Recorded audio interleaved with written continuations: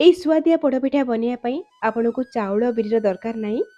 ଆଉ କୌଣସି ଜିନିଷକୁ ଆପଣଙ୍କୁ ଘଣ୍ଟା ଘଣ୍ଟା ବତୁରେଇବାକୁ ପଡ଼ିବନି କି ଜନ୍ତିବାକୁ ପଡ଼ିବନି। ଅତି କମ୍ ସମୟରେ ସହଜ ଉପାୟରେ ଏଇ ପୋଡ଼ପିଠାକୁ ଆପଣମାନେ ବନେଇ ପାରିବେ। ଯଦି ଆପଣମାନେ ବିରି ଚାଉଳ ବତୁରେଇ ନାହାନ୍ତି ବା ହାତରେ ଆପଣଙ୍କର କମ୍ ସମୟ ଅଛି, ଏଥର ରଜରେ ଏଇ ପୋଡ଼ପିଠାକୁ ଟ୍ରାଏ କରିବେ। ବନେଇବା ଯେମିତି ସହଜ, ଖାଇବାକୁ ଆପଣଙ୍କୁ ଭାରି ସୁଆଦିଆ ଲାଗିବ। ଏଇ ପୋଡ଼ପିଠାଟି ମୁଁ କେମିତି କ'ଣ ବନେଇଛି ଆପଣଙ୍କୁ ଭିଡ଼ିଓକୁ ପୁରା ଦେଖିବାକୁ ପଡ଼ିବ। ଆଶା କରିବି କି এই ରେସିପି ଆପଣଙ୍କୁ ନିଶ୍ଚୟ ପସନ୍ଦ ଆସିବ। ନମସ୍କାର, ଲତା ଓଡ଼ିଆ କିଚେନରେ ଆପଣ ସମସ୍ତଙ୍କୁ ଅନେକ ଅନେକ ସ୍ୱାଗତ। ପୋଡ଼ପିଠା ବନେଇବା ଆଗରୁ ଆପଣଙ୍କୁ ଯେକୌଣସି ଗୋଟେ ଜାଗାଟେ ସେଟ୍ କରିବାକୁ ପଡ଼ିବ। ଯେମିତିକି ଏଠି ମୁଁ ଗ୍ଲାସ୍ ନେଇଛି, ଆପଣମାନେ କପ୍ ନେଇପାରିବେ ବା ଗିନା ନେଇପାରିବେ। ତ ଏଠି ଗୋଟେ ଗ୍ଲାସ୍ରେ ମାପିକି ମୁଁ ଅଧା ଗ୍ଲାସ୍ ନେଇଛି ଚୁଡ଼ା। ଚୁଡ଼ା ଏଠି 50ରୁ 60 ଗ୍ରାମର ହେବ। ଏବେ ଆମେ ପାଣି ଦେଇକି ଚୁଡ଼ାକୁ ଗୋଟେରୁ ଦୁଇଥର ଧୋଇ ନେବା ଆଉ ଏକ୍ସେସ୍ ପାଣିକୁ ବାହାର କରିନେବା। ଏବେ ଆମେ সেই ସମାନ ଗ୍ଲାସ୍ରେ ମାପିକି ଗୋଟେ ଗ୍ଲାସ୍ ବା 250 ଗ୍ରାମର ସୁଜି ଦେବା। ଅଧା ଗ୍ଲାସ୍ ଚୁଡ଼ା ପାଇଁ ମୁଁ ଗୋଟେ ଗ୍ଲାସ୍ ନେଉଛି ସୁଜି, ଯେତିକି ଚୁଡ଼ା ଡବଲ୍ ନେବା ସୁଜି। ତ ସୁଜି ଏଠି ମୁଁ ସରୁଦାନା ବାଲା ନେଇଛି ଆଉ କଞ୍ଚା ସୁଜି ନେଇଛି। ଏବେ ଆମେ এই ସୁଜିକୁ এই ଚୁଡ଼ା ଉପରେ ଦେଇଦେବା। ଆଉ ସେ ସମାନ ଗ୍ଲାସ୍ରେ ମାପିକି 3/4 ଗ୍ଲାସ୍ ବା ଗୋଟେ ଗ୍ଲାସ୍ରୁ ଅଳ୍ପ ଟିକେ କମ୍ ବା 200ରୁ 250 ଗ୍ରାମର ନେଇଛି ମୁଁ ଗୁଣ୍ଡ ଗୁଡ଼। ଗୁଡ଼ ଯଦି ଟେଳା ଥିବ ଆପଣମାନେ ଟିକେ ଗ୍ରେଟ୍ କରିନେବେ ବା ଗୁଣ୍ଡ କରିକି ନେଇଯିବେ, ଯୋଉଥିପାଇଁ କି ଗୁଡ଼କୁ ଆପଣମାନେ ମାପି ପାରିବେ ଠିକ୍ରେ। ଆଉ ସେ ସମାନ ଗ୍ଲାସ୍ରେ ଗୋଟେ ଗ୍ଲାସ୍ରୁ ଟିକେ କମ୍ ବା 3/4 ଗ୍ଲାସ୍ ନେଉଛି ମୁଁ କ୍ଷୀର। ଏଇଠି ମୁଁ ସିଝା କ୍ଷୀର ନେଇଛି, କିନ୍ତୁ ରୁମ୍ ଟେମ୍ପରେଚରର କ୍ଷୀର ଅଛି। এই ବ୍ୟାଟରଟାକୁ ପାଣିଆ କରିବାନି, ଟିକେ ବହଳିଆ କରିକି ବନେଇବା।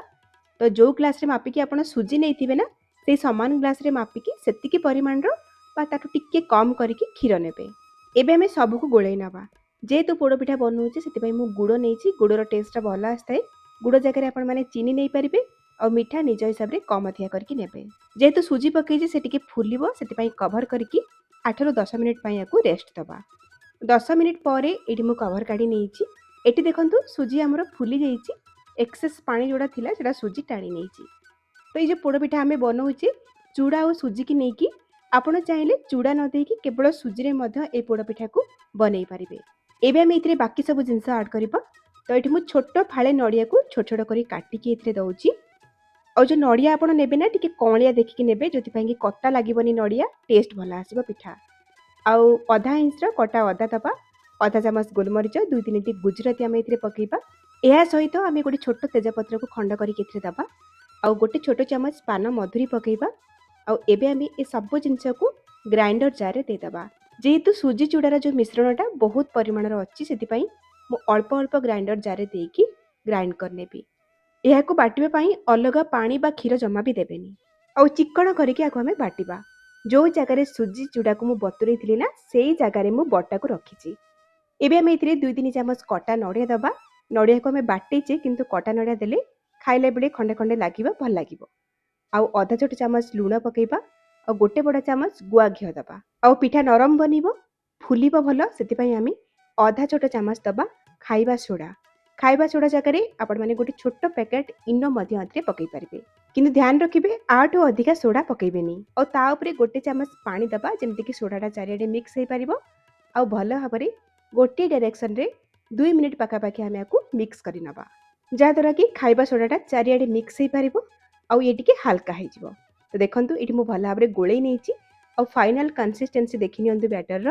এইଭଳି ବହଳିଆ ହିଁ ରଖିବେ, ଜମା ବି ପାଣିଆ କରିବେନି। ମୁଁ ଆପଣଙ୍କୁ ଯେମିତି ମେଜରମେଣ୍ଟ ଦେଇଛି ନା, ସେହି ହିସାବରେ କରିବେ।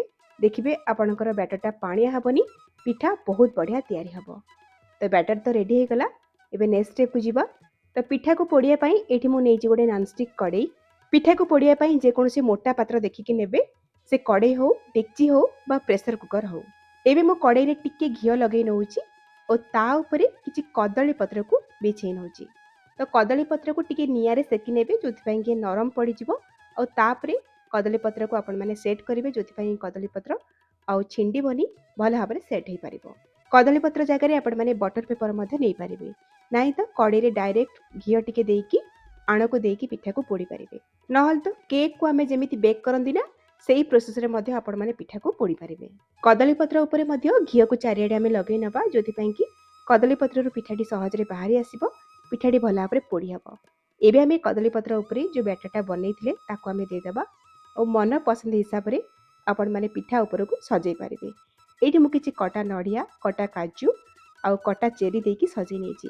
ଆପଣ ଚାହିଁଲେ କାଜୁ ଆଉ ନଡ଼ିଆକୁ ଘିଅରେ ଅଳ୍ପ ଟିକେ ଭାଜିକି ପିଠା ଉପରେ ଦେଇକି ସଜେଇ ପାରିବେ। ଏବେ ଆମର ପିଠା ପୋଡ଼ି ହେବା ପାଇଁ ଏକଦମ ରେଡ଼ି ହେଇଗଲା। ଏବେ ଆମେ ଫ୍ଲେମ୍ ଅନ୍ କରିକି କଡ଼େଇକୁ ବସେଇବା ଆଉ କଭର କରିନେବା ଭଲ ଭାବରେ। ପ୍ରଥମେ ଆମେ ଗ୍ୟାସ୍ର ଫ୍ଲେମ୍କୁ ହାଇ କରିନେବା।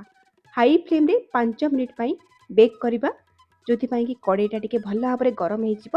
5 ମିନିଟ୍ ପରେ ଆମେ ଗ୍ୟାସ୍ର ଫ୍ଲେମ୍କୁ ଏକଦମ ଧୀମା କରିଦେବା ବା ସ୍ଲୋ କରିଦେବା। ସ୍ଲୋ ଫ୍ଲେମ୍ରେ ପିଠାଟି ଭଲ ଭାବରେ ସିଝିଲା ପର୍ଯ୍ୟନ୍ତ ଆମେ ପିଠାଟିକୁ ପୋଡ଼ିବା। କଥା ରହିଲା, ଆପଣମାନେ କେତେ ସାଇଜ୍ର ପିଠା ବନେଇଛନ୍ତି, କେଉଁଥିରେ ପିଠାକୁ ପୋଡ଼ୁଛନ୍ତି, ସେଇ ହିସାବରେ ଆପଣଙ୍କୁ ଟାଇମ୍ କମ୍ ଅଧିକା ଲାଗିବ।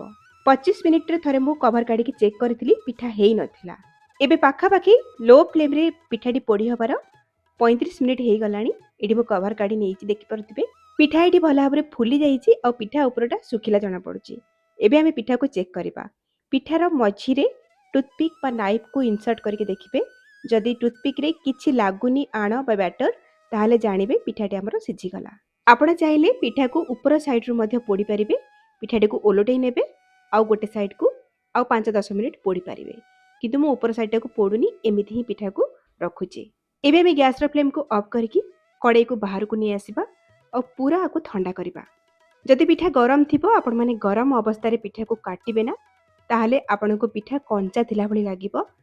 ସେଥିପାଇଁ ପିଠାକୁ 1.5 ଘଣ୍ଟାରୁ 2 ଘଣ୍ଟା ଥଣ୍ଡା କରିବେ, ତାପରେ ଯାଇକି କାଟିବେ। ତ ଏଠି ପାଖାପାଖି 1 ଘଣ୍ଟା ହେଇଯାଇଛି। 1 ଘଣ୍ଟା ପରେ ମୁଁ ଆପଣଙ୍କୁ ଏଠି ଦେଖାଉଛି। ପିଠାକୁ ଆମେ ବାହାର କରିନେବା କଡ଼େଇରୁ ଆଉ ପତ୍ରକୁ ବାହାର କରିନେବା। ଦେଖନ୍ତୁ ପତ୍ରରୁ ପିଠାଟି ଅତି ସହଜରେ ବାହାରି ଆସିଲା। ଆଉ ଦେଖନ୍ତୁ ପିଠା ତଳପଟରୁ ଯେତିକି ପୋଡ଼ିବା କଥା ପୋଡ଼ି ହେଇଛି, ମାନେ ଅତ୍ୟଧିକ ପୋଡ଼ି ଯାଇନି, ପରଫେକ୍ଟ ପୋଡ଼ି ହେଇଛି। ଯଦି ଆପଣମାନେ ପିଠାକୁ 2 ସାଇଡ଼୍ରୁ ପୋଡ଼ିବେ, ତାହେଲେ ପିଠା ଖାଇବାକୁ ଆହୁରି ବଢ଼ିଆ ଲାଗିବ। ଏବେ ଆମେ ପିଠାକୁ କାଟି ନେବା। ତ କାଟିବାରୁ ହିଁ ଆପଣମାନେ ଦେଖିକି ଜାଣିପାରୁଥିବେ ଯେ ପିଠା ଏଠି କେତେ ନରମ ତିଆରି ହେଇଛି। ଆପଣମାନେ ନିଜ ପସନ୍ଦ ହିସାବରେ ପିଠାକୁ ଛୋଟ ବଡ଼ ଖଣ୍ଡରେ କାଟିପାରିବେ। ଆଉ ଏଇଠି ଦେଖନ୍ତୁ ପିଠା ଭିତରର ଟେକ୍ସଚରଟା କେତେ ପରଫେକ୍ଟ ହେଇଛି।